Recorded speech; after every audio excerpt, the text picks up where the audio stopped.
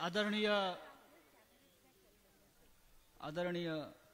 माननीय शरद पवार साहेब, सन्माननीय बाळासाहेब थोरात, सुप्रियाताई, रोहितजी,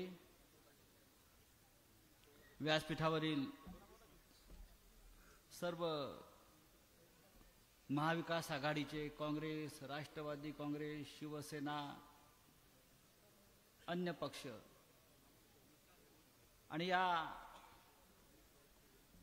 तळपत्या उन्हात इंदापूरला बाळासाहेब थोरातांच्या ओळखीच्या पटांगणात जमलेले सर्व बांधवांनो, शेतकरी बांधवांनो, आपण बराच वेळ इथे बसलेला आहात, थांबलेला आहात, ऊन तळपताय. आम्हाला बाळासाहेब ठाकरे नेहमी सांगायचे, लोक जेव्हा उन्हात बसलेले असतील तेव्हा त्यांचा जास्त अंत पाहू नका. पण आपण इथे एका विचारानं बसलेला आहात, एका भूमिकेतून बसलेला आहात आणि मला आनंद आहे की इंदापूरला सुप्रियाताईच्या प्रचारासाठी मला इथे येता आलं. मगासपासून मी ऐकतोय आणि एक गोष्ट इथे स्पष्ट दिसतंय, जी रोहित दादानं सांगितली, सुप्रियाताईने सांगितली. पायाखालची वाळू सरकली की माणूस दहशतवादाचा मार्ग स्वीकारतो. माणूस घाबरला, समोरचा पराभवाची भीती वाटायला लागली, लोक आपल्याला स्वीकारणार नाहीत याचं भय वाटायला लागलं की मग तो मोदीचा मार्ग सुरू होतो, की धमक्या द्यायच्या, पोलिसांचा वापर करायचा. बरं, धमक्या कशा देतात आम्हाला माहिती आहे, आम्ही आयुष्यभर धमक्या देतच आलेलो आहोत. तुम्हाला धमक्या नवीन असतील, आम्ही धमक्या घेतो सुद्धा, धमक्या देतो सुद्धा. त्याच्यामुळे धमक्या वगैरे हा जो प्रकार सुद्धा या भागात चाललेला आहे, हा डरपोकपण आहे.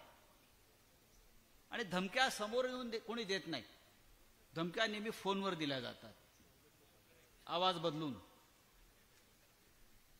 पण महाराष्ट्राला असे आवाज बदलून धमक्या देणाऱ्यांची आता काळजी नाही. तुमचं अस्तित्व फार थोडं आहे. तुम्ही बारामतीत धमक्या द्याल, पण तुम्हाला मुंबईत यायचं हे लक्षात ठेवा.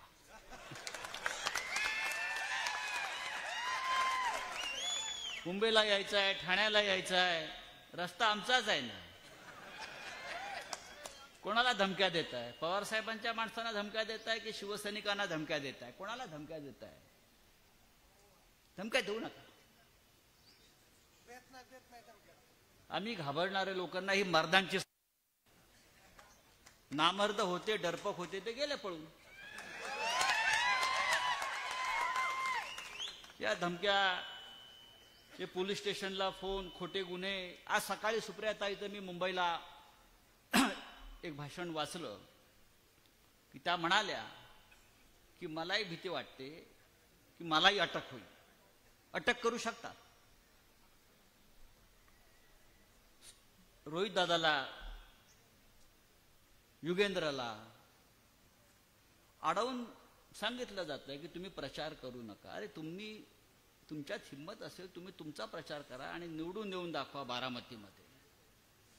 ही लढाई बारामतीची नाही, ही लढाई महाराष्ट्राची आहे. बारामतीमधली लढाई ही महाराष्ट्राची लढाई आहे, महाराष्ट्राच्या अस्मितेची लढाई आहे, महाराष्ट्राच्या स्वाभिमानाची लढाई आहे. ही फक्त पवार साहेबांची आणि सुप्रियाताईची लढाई नाही. आम्ही इथे वारंवार येतो आहोत.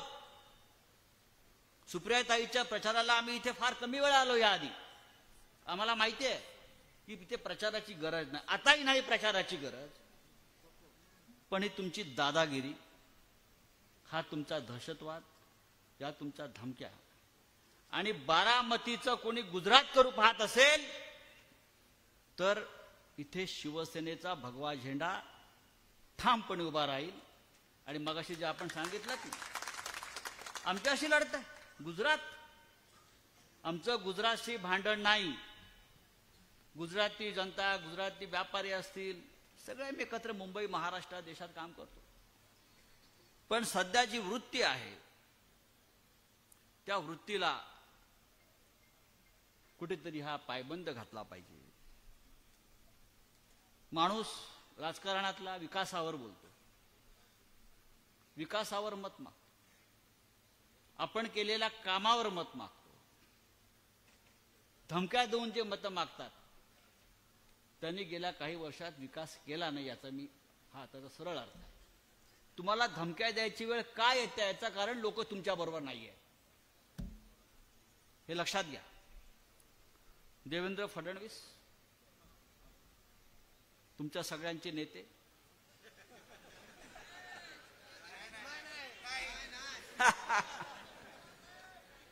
देवेंद्र फडणवीस हे परवा काय म्हणाले, मी पुन्हा आलो आणि कसा आलो तर दोन पक्ष फोडून आलो. काय क्वालिफिकेशन? राजकारणातला माणूस सांगतो मी रस्ते केले, मी इमारती बांधल्या, मी इस्पितळं बांधली, मी लोकांना शिक्षण दिलं, मी लोकांना आरोग्यविषयक सुविधा दिल्या, बरं का, मी लोकांचं जीवनमान उंचावलं आणि म्हणून मी राजकारणामध्ये आहे. पण हे महाशय म्हणतात मी आलो दोन पक्ष फोडून आलो. मी त्यांना सांगू इच्छितो 4 महिन्यांनी देशातलं सरकार बदलणार आहे. आमची गॅरंटी आहे महाराष्ट्रात तुम्ही आणि केंद्रात मोदी नसेल, सत्ता आमच्याकडे असेल. तुम्ही पक्ष फोडले ते ईडीआय आणि सीबीआयच्या दहशतीवर फोडले. ही यंत्रणा उद्या आमच्या हातामध्ये येणार आहे. तुमचा पक्ष शिल्लक राहतोय का पहा.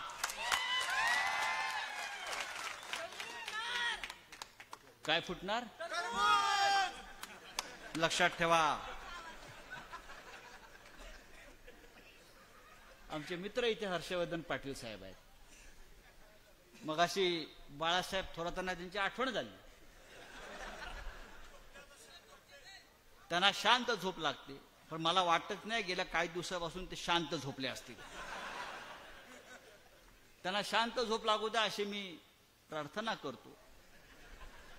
पण जर त्यांना स्वाभिमान असेल, जर मराठी म्हणून अस्मिता असेल, जर या महाराष्ट्रावर प्रेम असेल,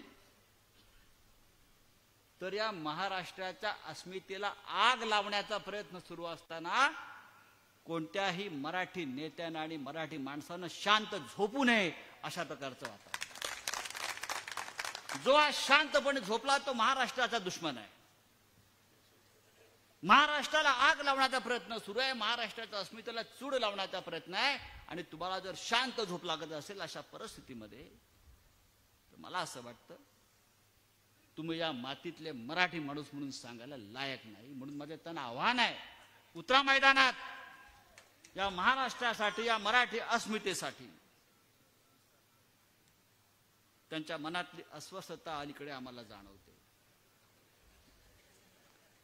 त्यांच्या जीवनातली शांतता भारतीय जनता पक्षानंच खतम करून टाकलेली आहे. हा पक्ष कोणालाही शांत आणि सुखी झोप लागू देणार नाही. फक्त दोघांनाच झोप लागते शांतपणे, दिल्लीमध्ये. आणि पुढल्या काही काळामध्ये ह्यांना आपण गुजरातला पाठवू, तिथे शांतपणे झोपा. नाहीतर जिथे केजरीवाल गेले, जिथे हेमंत सोरेन गेले, ज्या तुरुंगात आम्हाला ठेवलं त्या तुरुंगात तुम्हाला शांत झोप लागेल, ही आम्ही तुम्हाला गॅरंटी देतो. शेतकऱ्यांचा प्रश्न, कष्टकऱ्यांच्या प्रश्नावरती मगासपासून आपण बोलतो आहोत. पवार साहेब बोलतील, सुप्रियाताई बोलल्या. हा तरुण कार्यकर्ता गळ्यामध्ये कांद्याचं माळ आणि दुधाचं